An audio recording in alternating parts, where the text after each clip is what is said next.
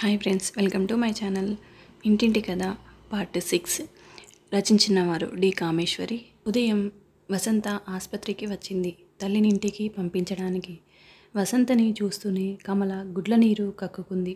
అక్కయ్య, నీకు కష్టం కలిగిన ఒక మాట చెప్తున్నాను. ఈ పిల్ల పోవడం అంతా మన మంచికే అంటారు. చూడు, అలా జరిగింది. అక్కయ్య, నీకు భవిష్యత్తుకి దారి మోసుకుపోకుండా చేయడానికే ఆ దేవుడే అలా చేశాడు. మన ఆర్థిక స్థితిలో ఆ పిల్లని ఏం పెంచగలం? తిండి పెట్టిన ముసలి వయసులో నాన్నకి అదో పెద్ద సమస్య అయ్యేది.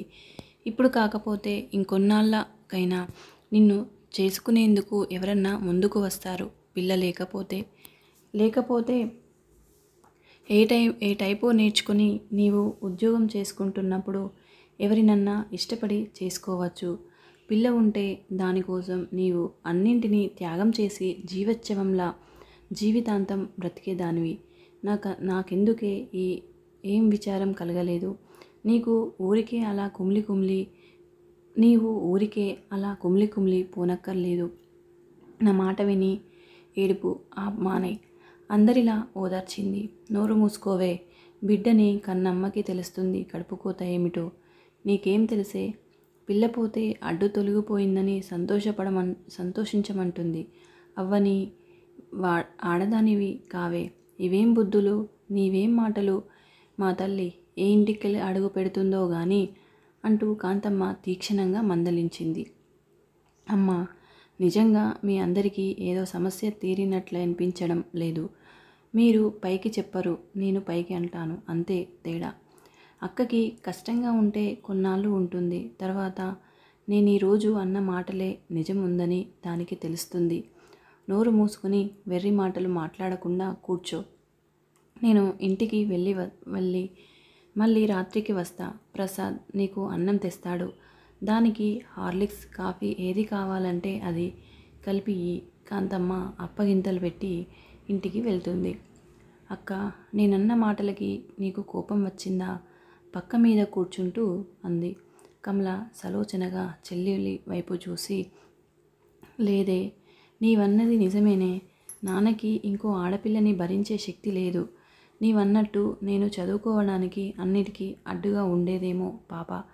కానీ వసు ఆ పాపని కళ్ళారా చూడకపోయినా కూడా ఏమిటో ఏదో కడుపులో బాధగా ఉంది. కడుపులో వెలితిగా, గుండెలలో గుబులుగా ఉంది. ఇదేనేమో కడుపు తీపి అంటే. పోనీ పుట్టిన వెంటనే పోవడం మంచిదే అయ్యింది. మమతలు పెంచుకున్నాక పోతే ఇంకా బాధగా ఉండేదేమో. ఒకసారి చూస్తానన్న డాక్టరు నాకు చూపించలేదే. చూస్తే బాధగా ఉంటుంది. అయినా ఏదో లాగే ఉంది. కమల బేలగా దీనంగా అంది వసంతతో. వసంత కరిగిపోయింది. అక్కయ్య, నీవింకా ఆ విషయం ఆలోచించకు. నీకు పెళ్ళి, పిల్ల ఇవన్నీ జరగలేదనుకుని మరో 2 నెలలు పోయాక కాస్త కోలుకున్నాక టైపుకి వెళ్ళడం ఆరంభించు. ఏదో వ్యాపకం లేకపోతే ఇలాంటి ఆలోచనలు వస్తుంటాయి. నా మాట విను నీవు అంటూ నచ్చజెప్పి ఆఖరికి కమల చేత అనిపించింది. అంతటితోటే ఏదో సాధించినంత ఆనందం కలిగింది మన వసంతకి. అమ్మోయ్, అక్కోయ్, నాకు ఉద్యోగం వచ్చేసింది. ఆ ఉద్యోగం నాకు వచ్చేసింది. 12 గంటల వేళ వచ్చిన పోస్టులో ఉత్తరం చూసి వసంత చిన్న పిల్లల చెంగున గెంతి వంటింట్లోకి వెళ్ళింది. ఆ వారం రోజులుగా ప్రతిరోజు ప్రతిక్షణం ఎదురుచూసింది వసంత ఉద్యోగం కోసం. ఒక్కరోజు గడుస్తుంటే నిరాశ పాలు ఎక్కువై ఇంక రాదు, వస్తే ఈ పాటికే ఉత్తరం వచ్చేది. 4 రోజులలో చెప్తా అన్నారు. వారం రోజులైపోయింది. బెంగగా అనుకునేది వసంత. నిజంగా అనుకుంటే కాంతమ్మ సంబరంగా ఉంది. కమల కూడా గదిలో గుమ్మం దగ్గరికి వచ్చి నిజంగా వచ్చిందే, ఉత్తరం రాశారా? ఆరాటంగా అడిగింది. నిజమేమిటి? ఇదిగో ఆర్డర్, రేపే జాయిన్ అవ్వమన్నారు. అమ్మా, జీతం ఎంతో తెలుసా? అంతా కలిపి 550. చూసావా అక్కయ్య, నీ చీర కట్టికెడితే శుభం జరగదన్నావు. చూసావా, ఉద్యోగం వచ్చేసింది. ఫస్ట్ జీతంతో నీకో చీర కొంటా. అంటూ వసంత సంతోషంతో ఉక్కిరిబిక్కిరి అయిపోయింది.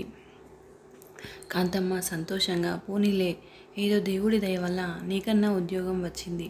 కాస్త విన్నీళ్ళ చన్నీళ్ళుగా మీ నాన్న కాస్త ఊపిరి పీల్చుకుంటారు అంది. ఎంతైనా వసంత అదృష్టవంతురాలే అమ్మ, అనుకున్నది సాధిస్తుంది కమల అంది. అప్పుడే వీధిలోంచి వచ్చిన ప్రసాద్ని గుమ్మంలోనే నిలబెట్టి అపాయింట్మెంట్ ఆర్డర్ చూపించింది వసంత. ప్రసాద్ మొహంలో సంతోషం, విచారం రెండూ ఒక్క క్షణం కదలాడాయి. నీవే నయమే, నాకన్నా మొదటి ఇంటర్వ్యూతోటే ఉద్యోగం సాధించావు, కంగ్రాట్స్ అన్నాడు ప్రసాద్ అదోలా నవ్వి. అదేమిటిరా నాకు ఉద్యోగం వస్తే ఆముదం తాగిన మొహం పెట్టావు? వసంత దబాయించింది ప్రసాద్ని. కాదటే, పాపం 2 ఏళ్లుగా తిరుగుతున్నా రాలేదని వాడికి బాధగా ఉండదు. ఏడవకురా నాయనా, మా బాస్తో చెప్పి నీకు ఉద్యోగం వేయిస్తా వసంత వేళాకోళంగా అంది ప్రసాద్తో.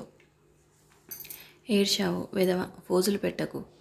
పెద్ద ఈవిడ గారికి బాస్ దొరికాడు ఇన్నాళ్ళకి, వాడితో చెప్పి ఉద్యోగం వేయిస్తుంది ప్రసాద్ ఉక్రోషంగా అన్నాడు నవ్వుతోనే.